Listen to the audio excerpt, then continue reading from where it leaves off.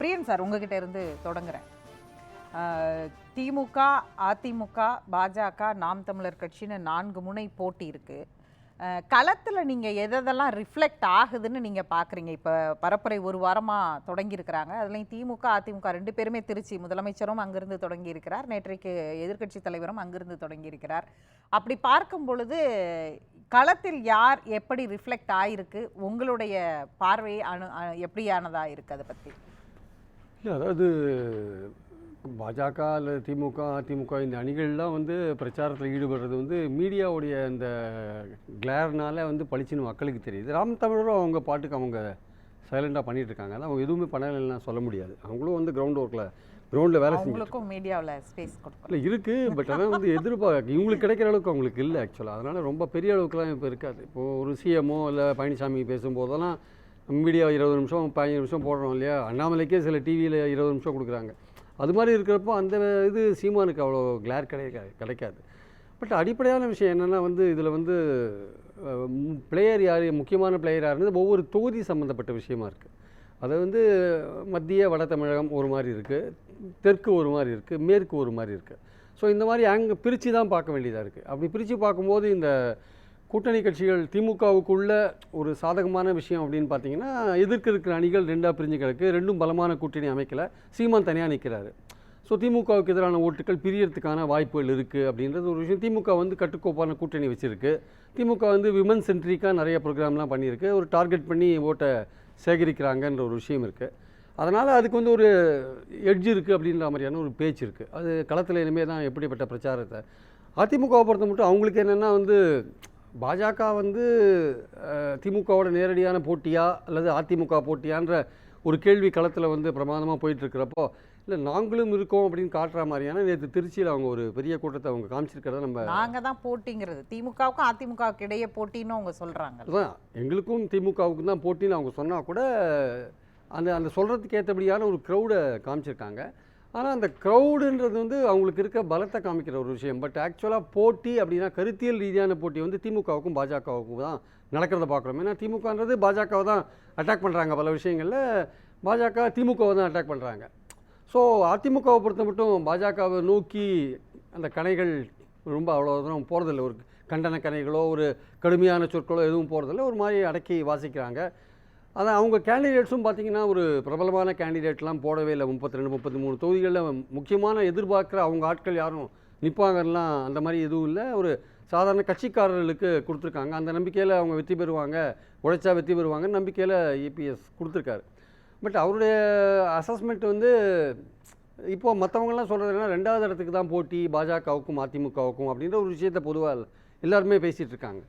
அடிப்படையான விஷயம் என்னென்னா மேற்கு மண்டலத்தை பொறுத்த மட்டும் அங்கே ஒரு டாமினன்ட் கம்யூனிட்டியோட வாக்குகள் 2ஆக பிரியறதுக்கான வாய்ப்புகள் இருக்குது. அங்கே இருக்கிற முக்கியமான கம்யூனிட்டியோட வாக்குகள் 2ஆக பிரியறதுக்கான வாய்ப்புகள் இருக்குது. ஏன்னா இது பார்லிமெண்ட் தேர்தலாக இருக்கிறதுனால அது பிஜேபிக்கு ஃபேவரபுளாக கொஞ்சம் பிரியறதுக்கான வாய்ப்புகள் இருக்குது. இதுவே அசம்பிளியாக இருந்தால் அது எடப்பாடிக்கு ஆதரவான ஒரு வாக்குகளாக திரும்புறதுக்கான வாய்ப்பு இருக்குது. இப்போ அது இல்லாதனால ஒரு சந்தேகத்துக்கு இருக்குது. 2வது மத்திய வட மாவட்டங்களை பொறுத்த மட்டும் பாஜக அங்கே ஒரு பெரிய ரோல் அங்கே ப்ளே பண்ணலை. பாமக அங்கே பல தொகுதிகள் அங்கே போட்டி போடுறதுனால பாமகவுக்கும் மற்றவங்க வாக்கு எப்படி டிரான்ஸ்ஃபர் ஆகுதுன்ற ஒரு விஷயம் இருக்குது. கடந்த தேர்தல்களில் பாமக அதோட ஓட்டு மட்டுமே வாங்கினதுனால வின் பண்ண முடியல. மற்றவங்க ஓட்டுலாம் சரியாக டிரான்ஸ்ஃபர் ஆகலை, தலித் ஓட்டு டிரான்ஸ்ஃபர் ஆகலை, சிறுபான்மையினர் ஓட்டு டிரான்ஸ்ஃபர் ஆகலை. அதனால் அது தோற்றுது.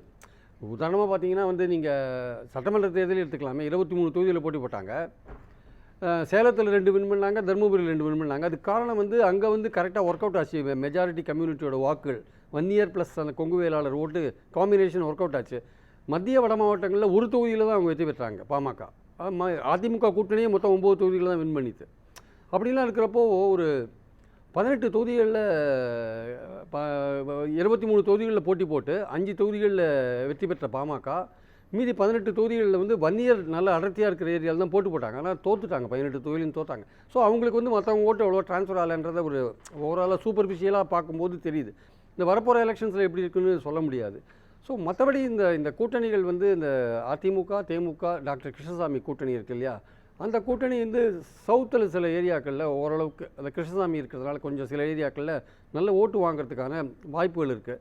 அதே மாதிரி சவுத்தில் ஓபிஎஸ் உடைய ஃபேக்டர் என்னன்னே தெரியல. ஏன்னா அவர் இண்டிவிஜுவலாக இன்ஸ்டிடியூஷனான இன்னும் சரியாக வந்து நமக்கு பிடிபடாதனால Clarity இல்ல. அவருக்கு பின்னாடி என்ன ஓட்டு இருக்குன்னு நமக்கு இதுவரையும் தெரியல. அவர் ராமநாதபுரத்தில் நிற்கிறாரு.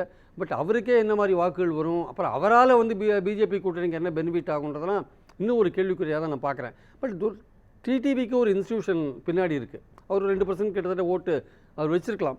பட் அவரை சார்ந்த கம்யூனிட்டி வந்து அந்த அளவுக்கு அவருக்கு ஓட்டு போடுவாங்களான்றது எனக்கு தெரியல. போன வாட்டி மாதிரி 2019 கை கொடுத்த மாதிரி இந்த வாட்டி போடுவாங்களா? ஏன்னா அந்த தடவை அவங்க ஓட்டு போட்டதுக்கு காரணம் பாஜக மேலே இருந்த கோபம் ஆக்சுவலாக. ஏன்னா தினகரன் ஜெயிலில் போட்டாங்க, சசிகலா ஜெயிலில் போனாங்க.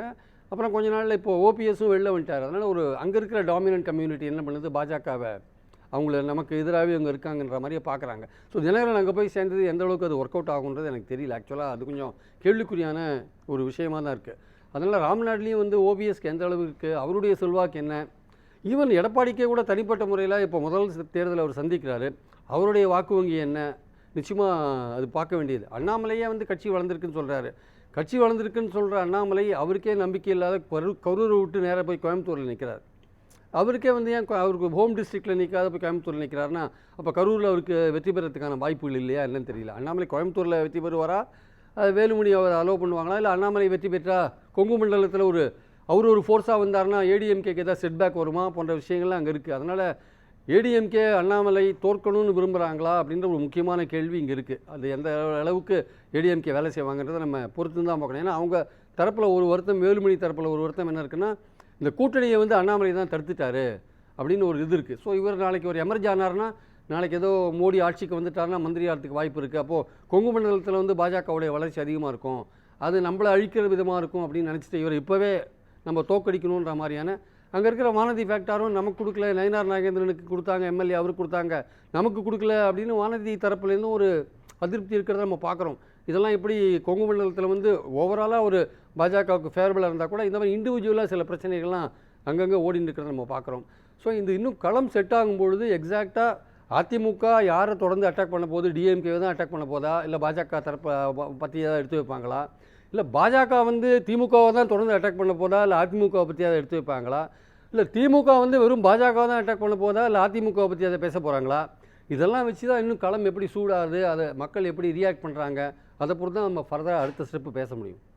இப்போ நீங்கள் சொல்கிறத வச்சு பார்க்கும் பொழுது இன்னுமே களத்தில் வந்து இதுதான் இந்த தேர்தலை தீர்மானிக்கக்கூடிய பேசுபொருளாக இருக்க போது, இதை தான் கொண்டு போக போகிறாங்கன்னு நீங்கள் எதையுமே நீங்கள் பார்க்கலையா? நீங்கள் எந்த ஒரு இஷ்யூவும் இந்த வாட்டி பெருசாக கொண்டு போகிற மாதிரி இல்லை. ஏன்னா இந்த கூட்டணி பலத்தில் தான் திமுகவை நான் சொல்கிறேன். ஆக்சுவலாக கூட்டணி பலத்திலையும் கடந்த காலத்தில் வெற்றிகள் அது வெற்றியே கண்டு வந்த ஒரு கூட்டணியாக இருக்கிறதுனாலையும், அதுக்கு எடுத்த உடனே 15-16% ஓட்டு சிறுபான்மையோர் தலித் ஓட்டுகள்லாம் கிடைக்கிறதுனாலையும் அது ஒரு வெற்றிக்கான வாய்ப்புள்ள ஒரு சூழல் அந்த கூட்டணி இருக்குன்றதை தவிர, இவர்கள் அதிமுக வந்து ஒரு மையக்கருத்தான் இந்த தேர்தலோட மையக்கருத்தே வந்து மோடி தொடர வேண்டுமா வேண்டாமான்றதான் மையக்கருத்து. அதிமுக அதுலேருந்து விலகி திமுக அட்டாக்கை வந்து சீரியஸாக எடுக்கும்போது அவங்க மையக்கருத்துலேருந்து விலகி நிற்கிறத நம்ம பார்க்குறோம். நம்ம ஸோ ஒரு தேர்தலில் நீங்கள் மையக்கருத்துலேருந்து விலகி இருந்தீங்கன்னா அதை வாக்காளர்கள் அதை எப்படி பார்க்குறாங்க, திமுக நாடாளுமன்ற உறுப்பினர்கள் சரியாக வேலை செய்யலை, திமுக ஒரு திட்டமும் கொண்டு வரலைன்னா இப்போது ஸ்டாலின் அவர்கள் பேசும்போது பல விதமான விஷயங்களை சொல்கிறார். ஸோ அதுக்கான பதிலாக கூட வச்சுக்கலாம். ஆனால் நீங்கள் மோடி வேண்டாம் என்கிற ஒரு விஷயத்தை, மோடி வந்தால் நாட்டுக்கு இந்த மாதிரியான ஆபத்துக்கள் வரும், இல்லை 10 வருஷத்தில் இந்த மாதிரி மோசமான விஷயங்கள்லாம் நடந்திருக்கு அப்படின்றத வந்து அஇஅதிமுக எடுத்தால், அந்த மாதிரி ஒரு விஷயத்தை ப்ரொஜெக்ட் பண்ணால் அதிமுக தனியாக வந்ததுக்கான ஒரு பலன் கிடைக்கும் ஆக்சுவலாக. பட் அவர்கள் அந்த விஷயத்தை எடுப்பாங்களான்னு நமக்கு தெரியல. அதனால் இந்த இந்த இந்த பாஜக சொல்கிற விஷயத்தில் போதை மருந்து விஷயமாகட்டும், அது கூட சொல்கிறேன் நான், அது கூட வந்து ஒரு சீரியஸாக வந்து ஒரு எலெக்ஷன் இஷ்யூவாக மாறுமான்றது ஒரு கேள்விக்குறியாக இருக்குது. அதிமுக அதை பற்றி பேசுகிறாங்க, நல்ல விஷயம்தான். ஆனால் எலெக்ஷன் இஷ்யூவாக மாறுமான்னு தெரியல. ஸோ இப்போது தற்சமயம் பார்த்தீங்கன்னா இது கூட்டணி பலத்தில் இல்லை அந்தந்த ஊரில் இருக்கிற அந்த கேண்டிடேட்டோட செல்வாக்கு போன்ற விஷயங்களில் தான் இந்த எலெக்ஷன்ஸ் தீர்மானிக்கப்படும் என்பது என் கருத்து.